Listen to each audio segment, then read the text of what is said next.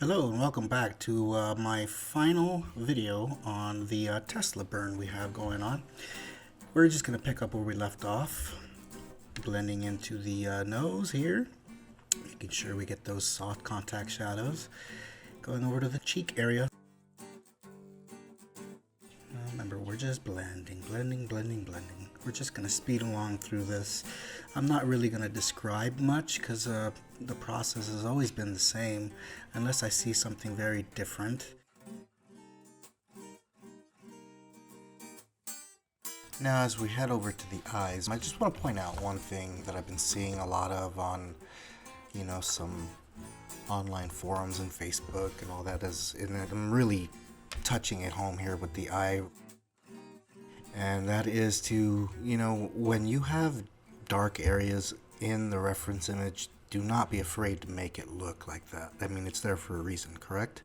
We must all remember that this is art, and art is nothing more than playing with light. Like I pointed out in my other video, like I said here, look at those contact shadows. I am getting very dark where they need to be and then blending out. Do not be afraid to burn. It's called wood burning. You could always just scrape it right off. And I'm not being funny, I've showed you that in videos as well.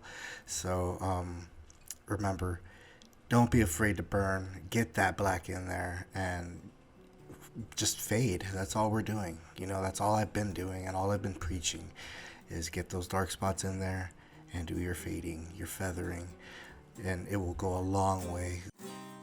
Like a very, very long way to make any image you are working on just look more like,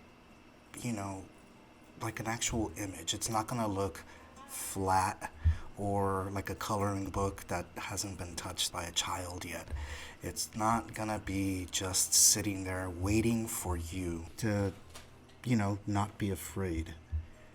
Grab the piece firmly, metaphorically speaking, and burn it. Just burn it. You guys are going to be fine if you trust yourselves, trust the reference image, and like I said, start with the black. You're going to look at it and it's going to trip you out. You're going to be like, oh man, I think I went too black. There's no such thing. Look at this right here on the cheek. Look at how dark that's getting. When it comes to black framing out what you want to emphasize, like a face or a hand or a building or a cat or anything like that. Black is there. It's in the real world. You cannot get the level of realism in any image without black. I mean, it's in the coloring books, right? I mean, we see nice, hard shadows, strong lines, and all of them are done in black. So just think about it. Don't be afraid. That's what the blending is for. You want these dark contact shadows. And when you're thinking about contact shadows, if you're looking at my hand right now, there's shadow, yes. But then there's those little itty bits where, like the creases and the folds in my fingers, you can see them there, where two surfaces are meeting. And that is where that contact shadow is. Think about that. Look at your own hand. How flat would your hand look without any of those creases? Or wrinkles, or divots, or scars, anything. Look at the tape on my grip here, where several directions of the tape's meeting, and look at the shadows in between where they're meeting, coming together. You cannot achieve any type of realism in an image without those, trust me. There's no real possible way to describe it properly in my own words on what those shadows do. So, in the interest of academic advancement, I went ahead and looked it up. Occlusion.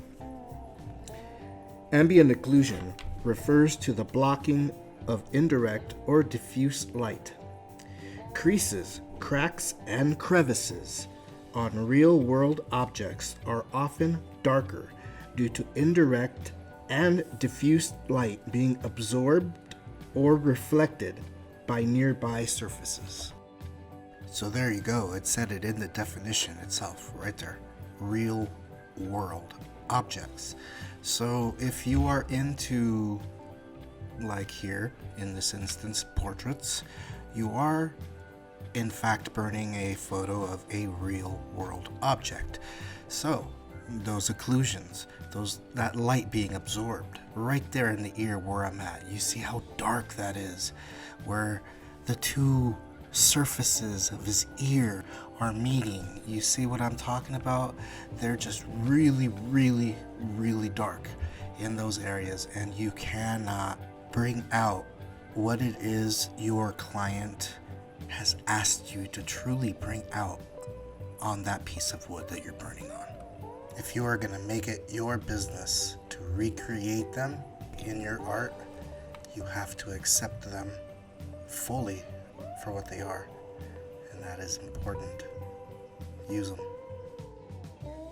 Now I want to apologize first and foremost for beating a dead horse with all that talk about shadows and light and all that, but I can't emphasize it, guys. I just cannot. Painting with light. Just remember that. Paint with light. We're just going to speed along through the rest of this. There's not really much other than just filling in a few shadows and blends here, but other than that, we're on the home stretch.